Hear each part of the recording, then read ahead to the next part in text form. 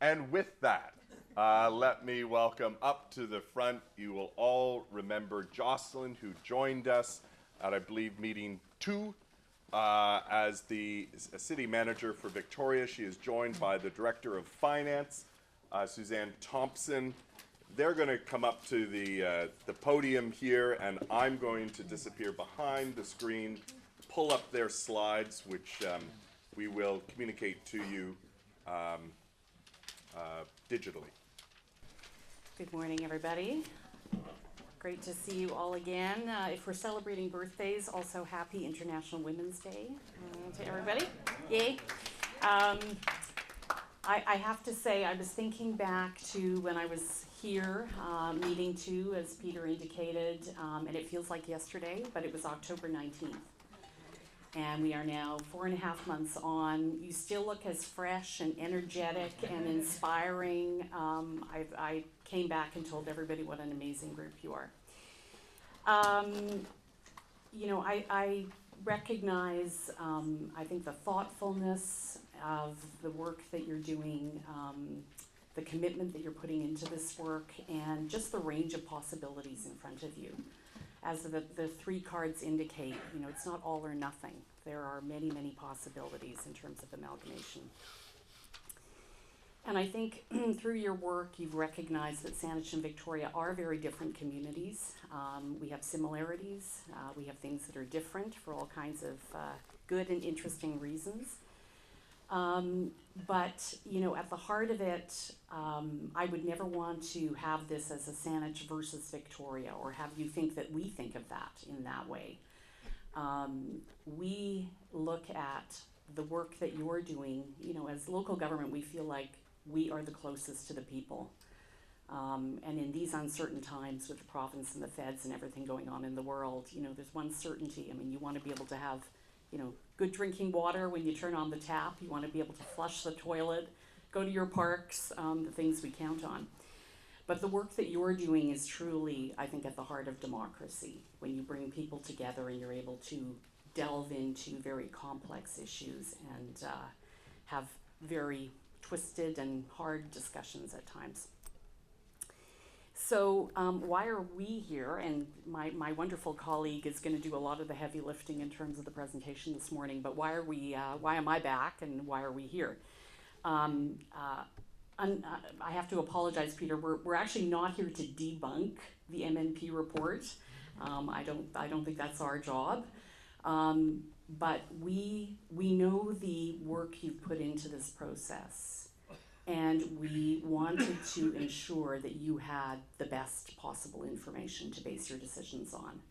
And so that's why we're here, to talk about, I think, some of the things that we wanted to profile that perhaps weren't in the MNP report. And we're here to answer any questions as we go along. So with that, I will hand it over to my amazing colleague here, and I'm going to pull my little chair away so I'm not, yes, while she's presenting. So thank you, Jocelyn, and good morning, everybody. It's nice to see so many faces eager. Closer to the mic, I will move. Is that better? Yeah, okay. So we had a very flashy presentation and with all sorts of animations and stuff, and I hear this morning that we are just going straight to PDF. Regardless, the information is still in the document. So we, as Jocelyn noted, we have a short presentation for you this morning to cover a bit of context. And some examples of the differences between the 2 municipalities, including the type of services that we have and also the scope of the services. We'll also touch on some of the assets and funding approaches that I'm aware of. Again, I'm here speaking for Victoria. I live in Saanich, by the way, and I work for Victoria, so maybe I have a bit of a unique insight. I would say I probably know more about Victoria than I do about Saanich, but the last piece we'll touch on is the resulting tax burden, and that is related to our different service delivery models. So as you all know, Victoria is the urban core in our provincial capital. This leads to us having not only an increase in our population during the days and when visitors come in, but also the type and scope of services that we provide are different than in Saanich. We are a fully built out municipality, whereas Saanich is more of a suburban and rural area. Much of the land area is within the ALR or outside of their urban containment boundary. So this results in that some of the services that Saanich provides actually don't reach all of their residents. So a couple of examples are sewer, water, stormwater, and sidewalk infrastructure. So we highlighted in our letter that financial plans are really where to go if you want to get some more information about the two municipalities. We do have to produce these every single year. They're available online. And they provide a bit of context about our services and some detail about what they all are. We also have our website that digs deeper into some of the services, not all of them, but there's certainly more information there. So if you have an eagerness in learning more, and if you do have the time, I would encourage you to go to those two documents. So this slide shows two services that are only offered in Victoria and one that's only offered in Saanich. So both the Victoria Conference Centre and the Cedar Hill Golf Course generate, am I in your way? I feel that I'm in your way. Yeah, okay.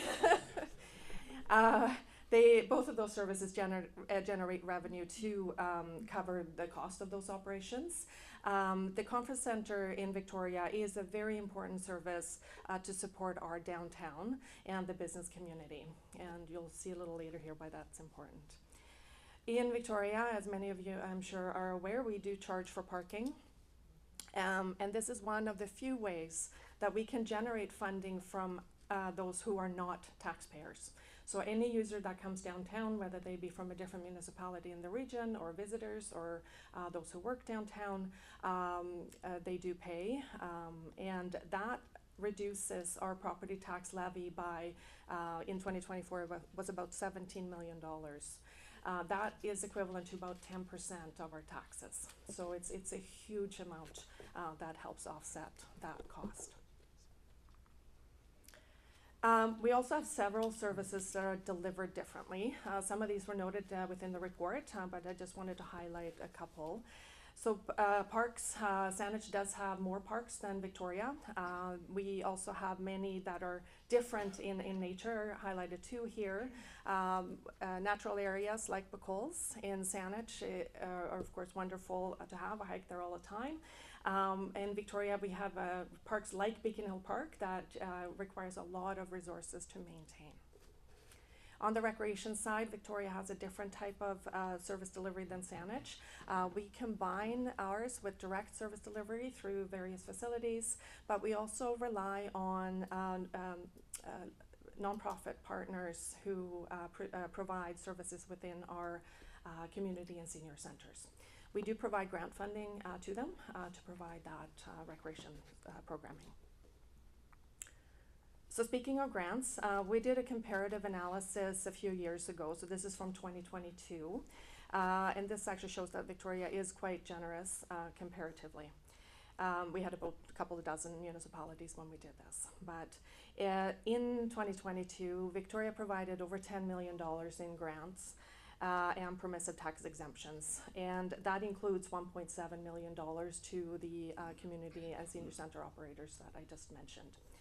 And that same year, Saanich provided about $3.1 million.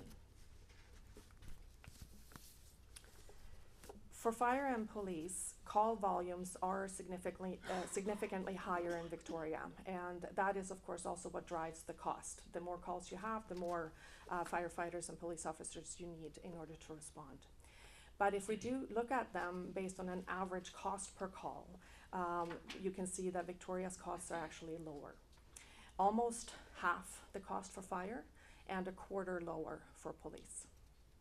So in addition, I also wanted to note that for our fire department, having higher density areas within Victoria results in additional complexities for them, as opposed to when they have to do firefighting within single family neighborhoods. Yeah? Question about fire. It says in the report that in both municipalities, medical calls made up most of the dispatch responses. Why do we always send fire to medical calls? Is that like provincially mandated? It's a program that was established by the, thank you. It's a program that was established by the province in 1992, the first responder program. Back then, the idea was that the province would eventually compensate municipalities for this service. They never have. And so as we've seen, street disorder grow and a lot of kind of on-street distress calls, that's where the growth has happened. So yeah, we are, it's a very big impact to our fire department. It takes them away from training. It puts at risk their kind of strength in being able to respond to other calls as they come up. So the province funds the ambulances, but the municipality funds fire, right? Correct. Okay, that makes sense, thank you. And actually, I need to add one more thing. Thank you for reminding me of ambulances. Yes, BC Emergency Health Services oversees the ambulance service in British Columbia. And what has also been happening over the years, and this is consistent for all municipalities, so Saanich would be part of this too, is that they have been revising down the number of calls that they will attend and shifting the burden to the fire departments. And they do this in a very innocuous way. I was able to see an email pop up in our chief's inbox. He showed it to me, and it just says something like change of practice or something. It's very rudimentary looking email, but essentially it continues to download onto the fire departments. More questions, yeah. I just am wondering, in your police, are you including your services to Esquimalt in that range? No, I'm not, because we're focusing on just the Victoria taxpayers in this presentation. But even if I did add it in, it would be still lower, so. Hi, just want to answer Noam's question about the why, which is my understanding. I was a first responder. My understanding is if you dispatch police, fire, and ambulance to a medical call, then you have the best chance of a good outcome because somebody is going to get there quickly. But it has turned into a really inefficient system, and surely with better dispatch and management, we could just dispatch one. Anything else? We're good for now? Okay. So, where am I? Yeah. So our bylaw services also receives a high volume of calls. Is it on? Oh, I have to stay put. Sorry about that. So our bylaw services also receives a high volume of calls related to sheltering and our short-term rental program. We do work with nonprofits, agencies, and other levels of government to address concerns related to addiction and mental health challenges. So this has been an ongoing, yeah. Could you clarify why bylaw is impacted by short-term rentals? We have a short-term rental bylaw, and so any bylaw infractions or any bylaw complaints are handled by our bylaw department. So they would investigate any. We kind of got rid of short-term rentals. The province allows, there's different rules, so the province allows short-term rentals in principal residences across the province, but each municipality can also have their own rules. So both Saanich and Victoria have their own rules. We happen to have a licensing program, and you have to go through that process in order to get a license in order to operate. So that's the complaints that we would then get and then respond to, and our business licensing inspectors are the ones who would actually issue the licenses. So yeah. Considerable effort has also been made to provide sheltering spaces. So working proactively to try to provide that service. So the city provides 3 properties for full-time shelters operated by BC Housing. And there are 440 shelter beds in Victoria compared to 33 in Saanich. For assets, our replacement values are similar in both municipalities. I realized that the report noted that Saanich had quite a larger number than Victoria. That is because they included their natural assets. Victoria is working through doing our natural asset inventory, but if you remove that number from that report, you can see that they're actually pretty much identical. And as I previously noted, not all residents in Saanich benefit from all assets, so sidewalks and stormwater infrastructure are a couple of examples. On the funding side, Victoria has larger reserves than Saanich, and our debt policy is to use debt for larger capital replacements and not for ongoing programs. Whereas Saanich uses debt more frequently and for smaller amounts. Currently, so this is at the end of 2024, or the projections provided in our financial plans, Saanich had almost twice the debt outstanding compared to Victoria. Both municipalities, as I'm sure you're aware, do have some large upcoming debt issues, and that is of course in addition to the numbers that you're seeing here on the screen. So in Victoria, our policies, debt and reserve policies, they aim to ensure that users pay for the services. So we borrow for those services that will be in place for a long time, and then therefore obviously the future users pay. We do collect revenue each year to put into our reserves, and our reserves fund some of our ongoing operating or capital programs. And so again, we're trying to shift that tax burden between the different generations. Question. Yeah. Could you give us an example of what you mean by a capital program? Like, trying to Yeah. understand what that would. Absolutely. So, for example, both municipalities have road programs. We do road upgrades every single year. So those are the programs that I'm talking about that we do not use debt for. We have sewer programs, the same thing, that are, it's pipe replacements and main upgrades, all of those types of things. I know Saanich right now, there's an alternate approval process out to borrow 9.6 million, I think it is, for various projects. One of them is a $400,000 sewer project, and we would just fund that out of our annual program budgets, which are generated or funded through our annual either tax levy or user fees. So sewers, of course, are done through user fees, but instead of borrowing or pulling down from reserves. So, make sense? Yeah. I have a question about asset management. I appreciate that the City of Victoria provided metrics here, unlike Saanich. I'm not sure how to interpret them. For example, for wastewater, current performance average is 67%. Future performance average is 33%. Is this concerning? Like, yes. So it is intended to note that if we don't keep up with our asset replacement needs, then yes, we would end up in that 33% range. Where we are right now is where we want to hold it, or improve on it if we can. And so that is when we take our reports to council asking for our annual funding increases. Those are the types of things we bring to them to let them know that if you approve this, we can keep it here. If it's a little bit less, then it's going to slide. So that's really what that's intended to say. thank you. All right. So moving on to tax burden, and if we look at our total operating budget, this is 2024 numbers. We had a budget of $337 million in Victoria, and breaking that down between the funding sources is what you see on the right-hand side.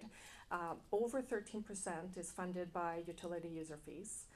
Over 8% by parking revenues, as we talked about earlier, and just under 25% by other revenues. This reduces our property tax bill to 53.62%. If we focus on that 100, yeah, sorry.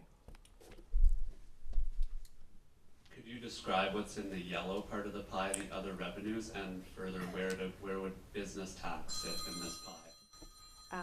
I'll answer the last question first. The business pie will come on the next slide.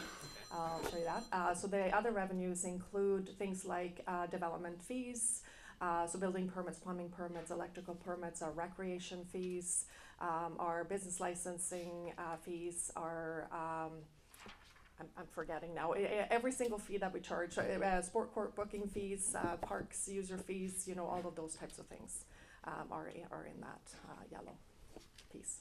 What's the biggest part of that pie piece? Would it be like development permits, or would it be user fees for recreation and other things? Development permits are higher for sure, I can pull it out and get that for you, but yeah, I don't have it at my fingertips, but I do probably have it at the back table there. Yeah. Anything else? Or? Good.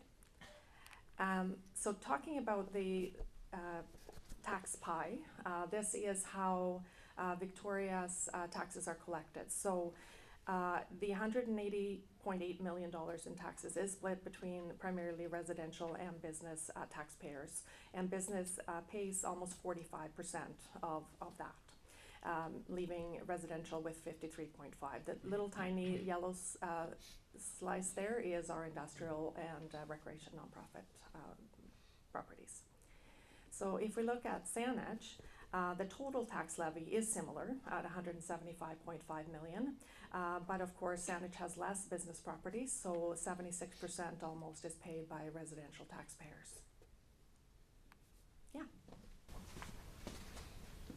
So with the pink section, the business property taxes, are those, would you say those are apples to apples in terms of the value of the businesses or the relative space versus residential taxes? In other words, is the burden of businesses in Saanich the same as the burden per business burden in Victoria?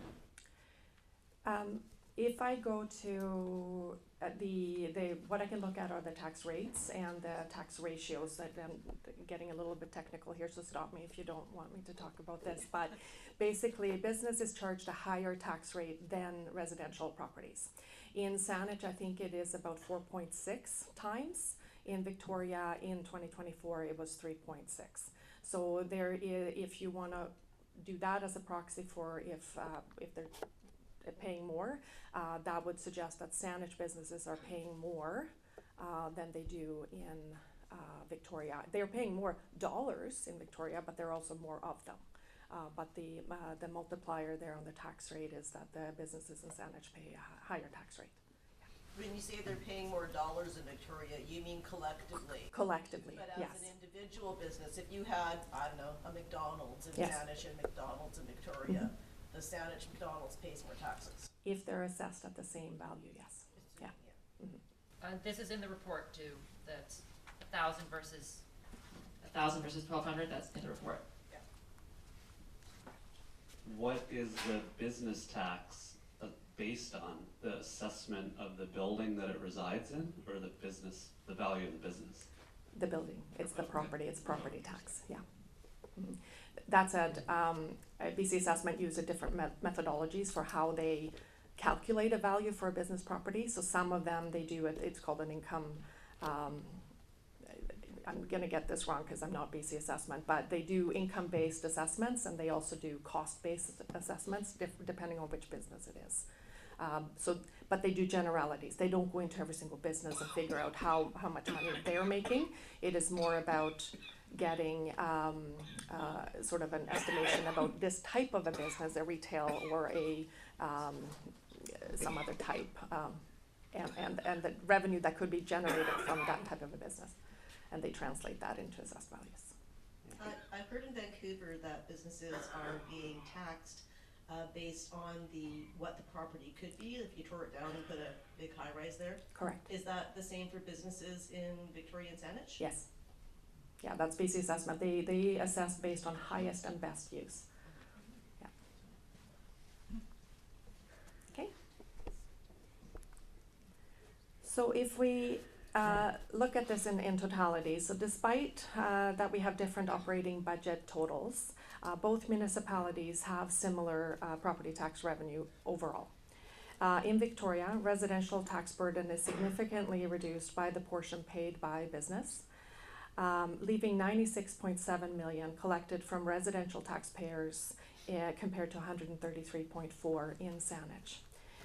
So that results in a taxes per capita number of $941 in Victoria and $1,064 in Saanich. Of course, we do not calculate, we don't collect taxes based on a head count.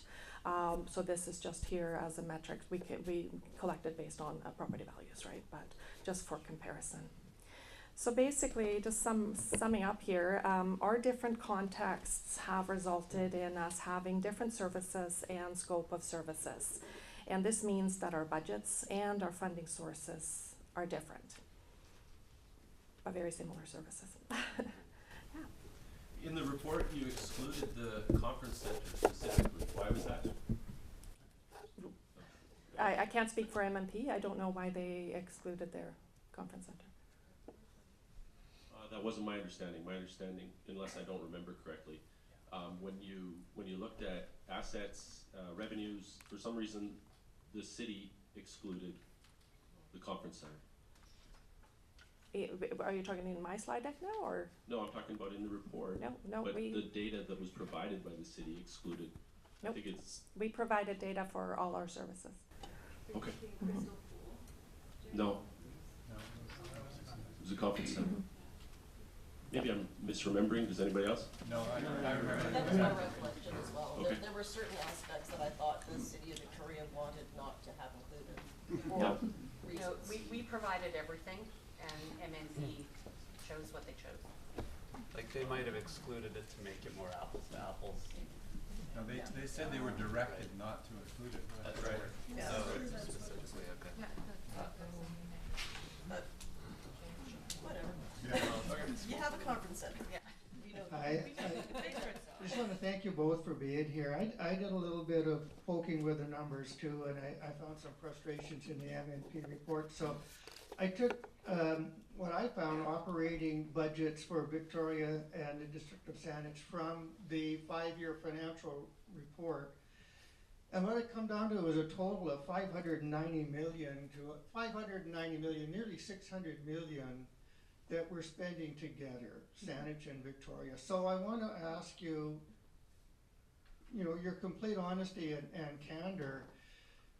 If you were running these cities of 220,000 people, would you really expect to spend nearly $600 million in an operating budget?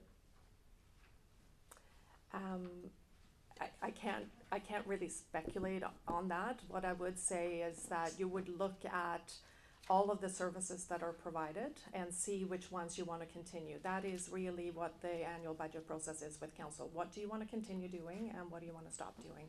See, I think one of the problems we have is that we're being asked to speculate, right? Yes, you are. We're being asked to speculate. If there's, do you not think, and I don't want you to take this the wrong way. I think you guys are doing a fabulous job. Civil servants in both our communities are doing, the best job they can, but do you not see some duplication of costs, some redundancy of costs between at least the 2 municipalities, if not the 13 municipalities in Greater Victoria?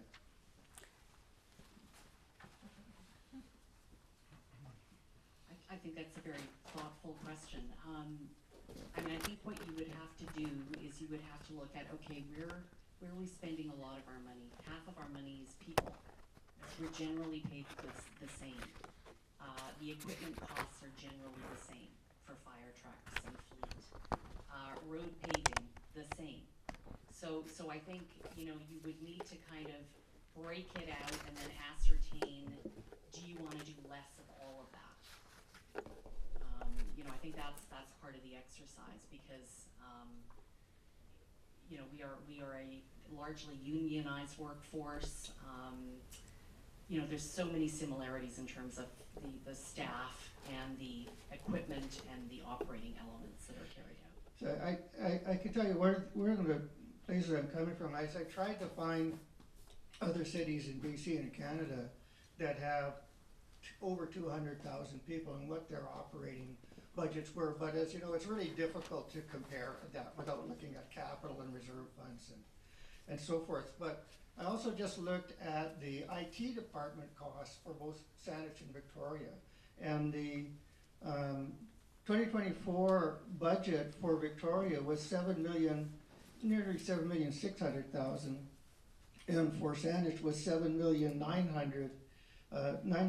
So nearly $15 million and 62 people.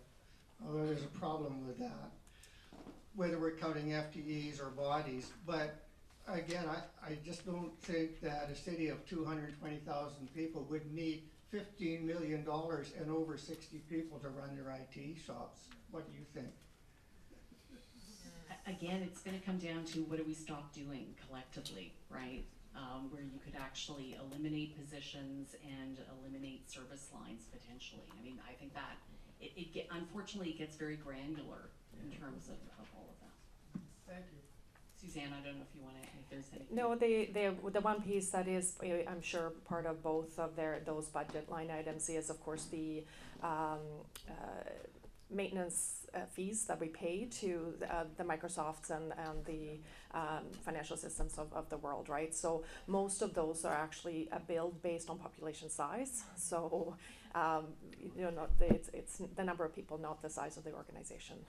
So that type of thing. But. Thanks for coming. Thanks for standing up there and answering our questions. A little bit earlier on in your slide deck, there's a statement that was actually repeated in the report as well. It's a comment on how not all the services provided by Saanich reach all of their residents, right? Can you tell me a little bit more behind the intention for making a statement like that? Because a statement like that, at least to me, has an emotional response, right? You're trying to say something. What is it that you're trying to say? So the only thing we were trying to say there is that when you're looking at the total budget, not all of those line items will actually reach individuals in both of the municipalities. So similarly for the alternate approval process that is out right now, not all Saanich residents can vote on the AAP for the sewer service. So because they don't receive it, they don't pay for it, so therefore they have no say. So it's simply a difference. It is there are different areas in the two municipalities that get different services. Similarly to we have different parks that receive different services, right? So yeah, that's great. Yeah, that's the only intent there. Perfect. And I'm glad you mentioned sewer. I'm glad you mentioned sewer, right? Because in the last meeting I did some back of the envelope calculations on sewer specifically. You imagine, people living in more rural areas of Saanich, they have no sewer access, right? It's just, apparently goes to some sort of field. Is that what it's called? Septic field, yeah, septic field. So, but a bit of a back of the envelope calculation shows that the amount of sewer pipe that's provided, number of kilometers, per resident is higher in Saanich than it is in Victoria. So Saanich provides more sewer per resident than Victoria does. And if you look at the costing for each kilometer of sewer in Saanich, it is less than it is for Victoria. Now I know why, right? It's much cheaper to put in that pipe in a more rural area than it is to dig up a street and intersection. But if you look at the numbers, per resident, per kilometer of pipe, Saanich is delivering sewer at a more efficient rate. So when Victoria makes a statement that says not all of Saanich's services are reaching Saanich's residents, I think that's unnecessary for Victoria to say that. Thank you for that. I mean, we'll take that. I think we were really just trying to highlight that there's an urban containment boundary, right? We don't have that in Victoria. So we can go as dense and as high, and we do, and everybody has a service. So that was our only point. And going back to my remarks, we're completely agnostic in where you guys end up in this. So we just, we're I don't want to speak for Saanich in terms of their data. You could drill further with them on that, but yeah, that was our only intention, was to kind of highlight that we don't have an urban containment boundary.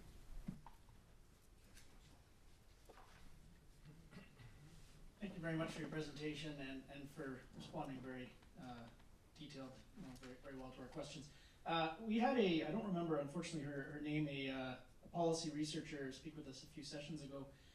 who painted kind of an interesting picture of the relationship between municipalities, and it was a very sort of free market, sort of conservative view, but an interesting one nonetheless, that municipalities compete amongst each other, and that relationship can be sort of a type of efficiency for the provision of services and for sort of user choice, where individuals and businesses, have sort of a range of options, in the marketplace of where they want to live, or where they want to situate their businesses, or where they want the provision of services. I think it's a stretch, but it was an interesting idea anyway. And I guess having heard in the first, or one of the very first sessions from cities of Victoria and District of Saanich, great collaboration, great cooperation. We're talking about integrating more services.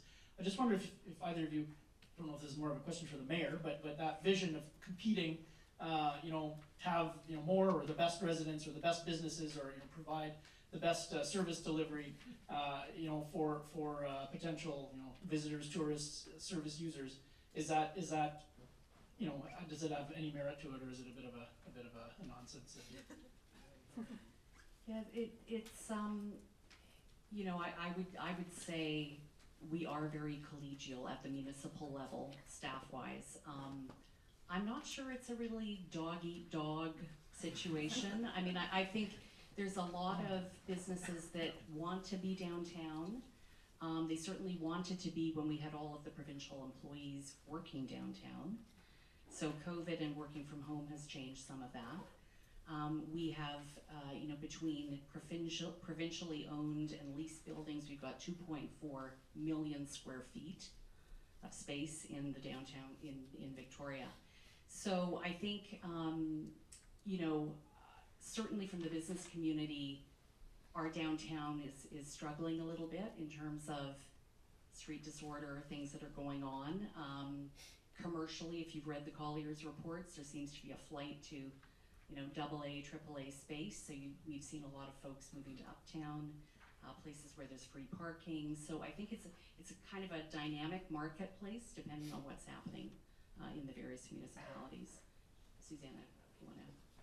No, just echoing what Jocelyn said about the staff level collegiality. We do a lot of, for example, procurement together. We look at how we can coordinate our projects. So, like where the road ends, we can just continue working on if Saanich has that aligned as well, right? So it's not as apparent at the staff level, I would say, but yeah. Thanks. You both have incredible knowledge of the workings of your cities, and obviously you understand the other municipality as well, and we thank you for that, because we couldn't figure this out ourselves. Just my one question I had, and it comes sort of from the letter that was sent and publicized, and that we've been made aware of about the concerns in the MNP report. Just generally speaking, is there anything in there, what is the order of magnitude of the concerns you raised that we should be really mindful of in our decision making, or is it more a matter of just wanting clarity and specificity and accuracy, or is there something really significant that we need to, like, that's a red flag for us? Because none of us are, well, actually none of us are accountants, but we're not going probably to be looking at that granularity. But I'm wondering, was it a question of granularity and specificity, or were there red flags that we really need to be mindful of? Maybe I'll start.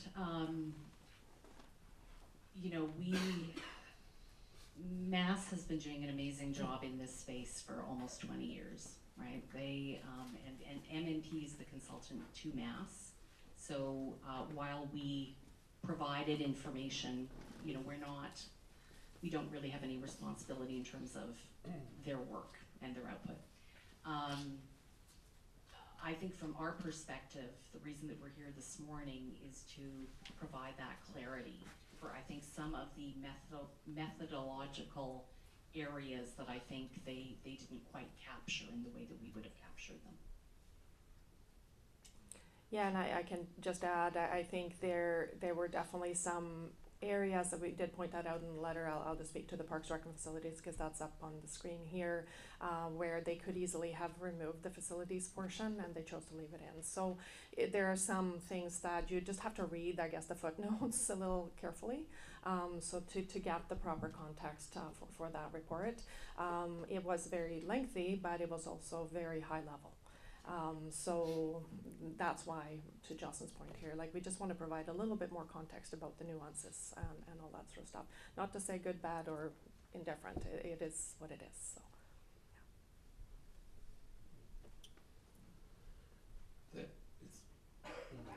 Thanks to you both for being here. Just for me and my family, I like to say thanks for your careers in civil service. Thank you for dedicating your time to that. We definitely appreciate that. Yeah, it's called a septic field. Rural Senate. I am jealous of you, Tam, that you don't have it. Just imagine like the beginning of Shrek. You do not want to own one. You want to have sewer service, so I wish it pushed out as far as my house. We do, however, rural residents do still pay the sewer fee on their taxes. Which is a point of contention among some in the rural area, although not myself.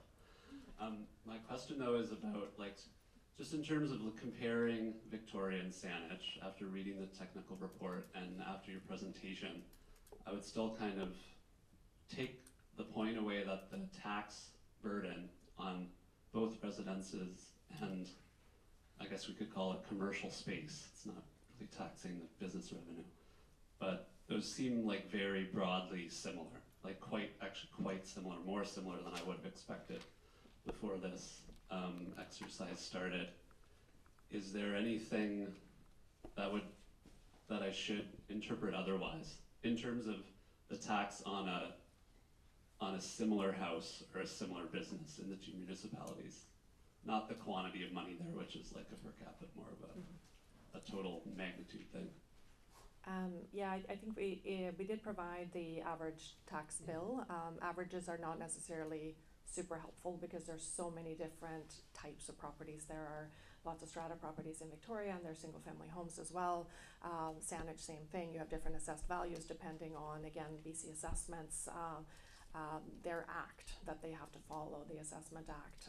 So you will have different valuations, which is that underlying thing. So different properties will pay different things, but whether they're together or not within one municipality or not, the assessed value component is identical. Like that is the methodology that BC Assessment uses is across BC the same. So that wouldn't matter. I'm not sure I'm answering your question here, but for that part, it wouldn't differ. They're very similar right now. It completely depends on how. So just to your point too about like you pay some sewer tax. I'm assuming there's a sewer tax as well as a sewer user fee. I pay user fees where I live. I'm in Cordova Bay, but I lost my train of thought here, but oh yeah, so what we did in Victoria a number of years ago is we actually implemented a stormwater utility as well, and so that is intended to levy the amount that a particular property is using the system, whereas in Saanich that's all levied by taxes, regardless of whether you have sewer the stormwater pipes or not. But so that's just an example of how municipal decisions and choices can impact what these pies look like. Yeah. I do want to thank you for coming, and I do appreciate the efforts that you put into the report and your presentation today and willingness to answer questions. I do want to share though that putting out the letter and particularly putting it out to the media, I feel tainted our assembly process. And I feel it seems like you didn't trust us to like read the report. And we know that Victoria has a bunch of people that come downtown that don't live there and pay taxes. And we know where the homeless are, and we know where the farms are. We live here. We know this. So just wanted to share that. Just for clarity, we did raise concerns with Peter we provided the letter to Peter. We did not provide it to the media. So it was published, I believe, Peter, you can correct me, as part of the output. I'm not quite sure how it made it to the media. It was not sent by us. Yeah, there was no press release from the City of Victoria.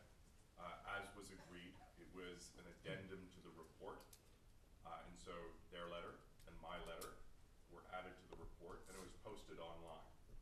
And as a public resource, I presume Andrew found it there and chose to write the article.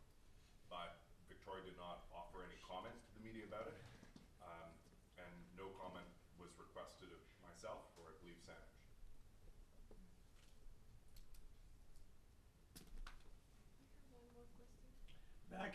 Backing away from that, assets. I'm not understanding, I must be in my really dumb blonde mode here. I can say that because I am blonde. Assets, the swimming pool, Crystal Gardens, that sort of stuff, are they not considered assets for the City of Victoria? They are. And when you replace the swimming pool, is that an asset replacement or is that a capital budget item? They're the same. So asset replacement to me is capital budget item. So they are included, both of those is part of our capital budget, and they would be part of our replacements, yeah. Yes, because you say you borrow for capital budget items, but not for asset replacements. Sorry, no, we borrow for larger asset replacements, but we don't borrow for our annual asset renewal programs. That's, yeah.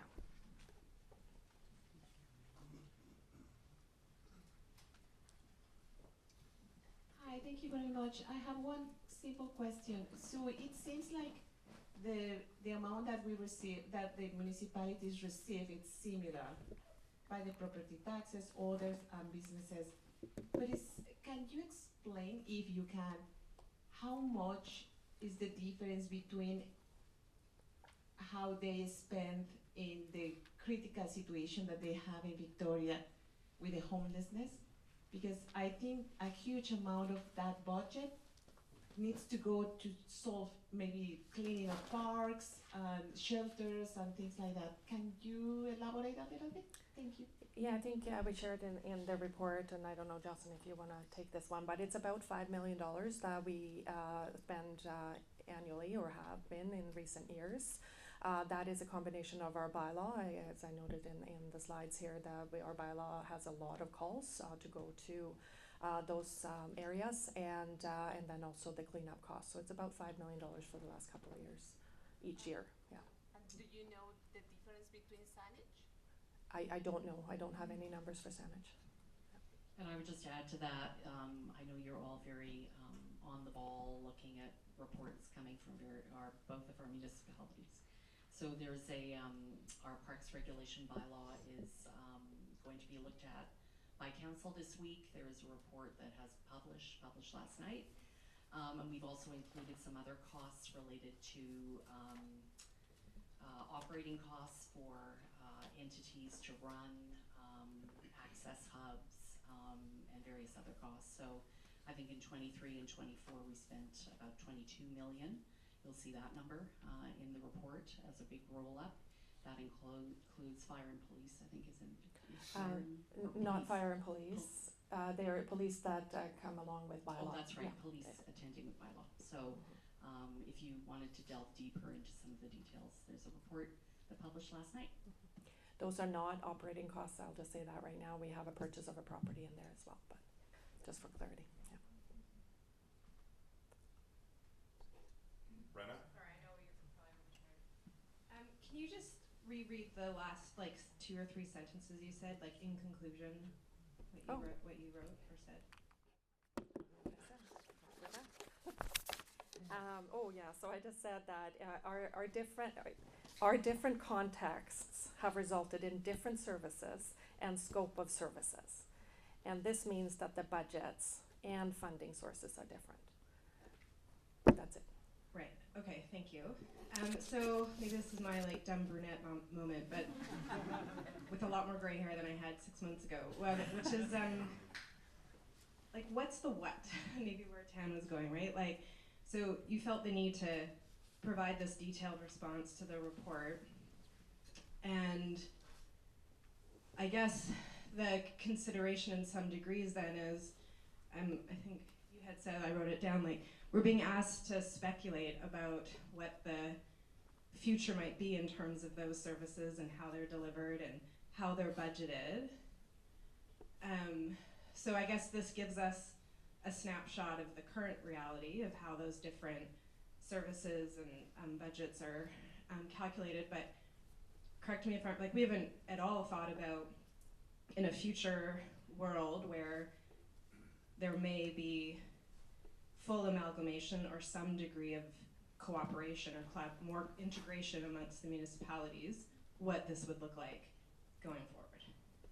No, we haven't undertaken any of that. Yeah, so is there, because I'm like so confused at the moment, I don't even really know how to ask the question, so if somebody, one of my fellow assembly members can help me, feel free, but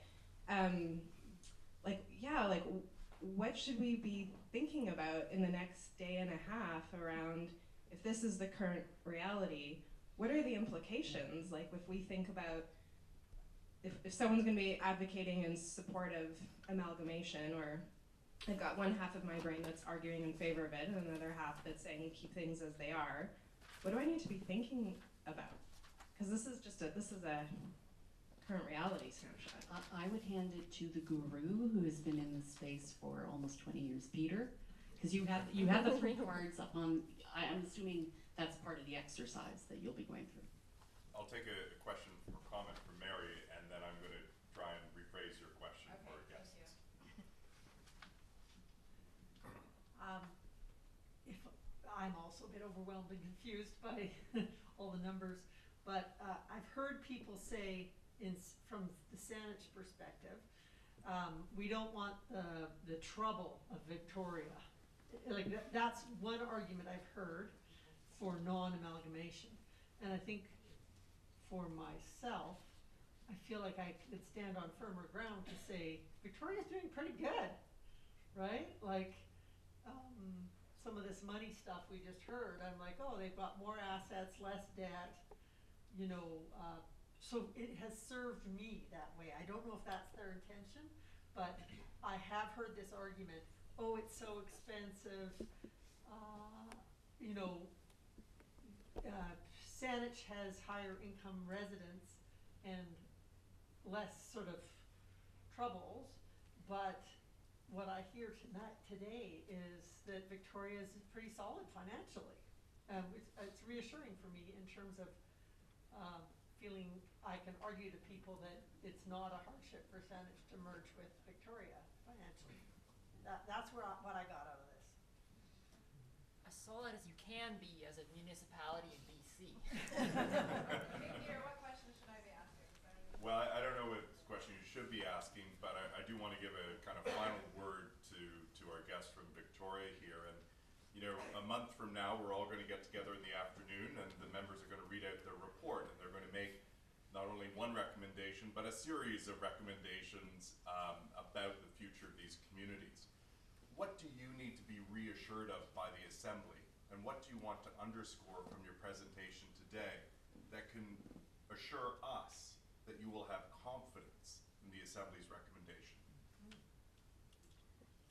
I have to say I had confidence in the Assembly when I came here on October 19th. You impressed me greatly. You had already done your homework. You were already very well read in terms of a lot of the information. So I have every confidence that the work that you have put in and the thoughtfulness and the diversity of opinion and experience will render something extremely useful. I have no preconceived notion of where you'll be. I thank you for your service and your commitment to this. And yeah, I just, you know, thank you. I meant what I said in terms of this is true democracy in action here. So, you know, I have, yeah, just do your best work as you've been doing for the last 4.5 months. Suzanne, anything? No, I can just echo all of what Jocelyn said, and that our intent here was simply to come and answer your questions. We were asked to come, and here we are. We're more than happy to continue answering questions. If not today, we're not going to take up more time, Peter. But if you have further questions, just feel free to send them our ways, and we're happy to provide any information that you might feel that is helpful. And again, yeah, thank you very much for everything that you have been doing and will continue to do. So. Excellent.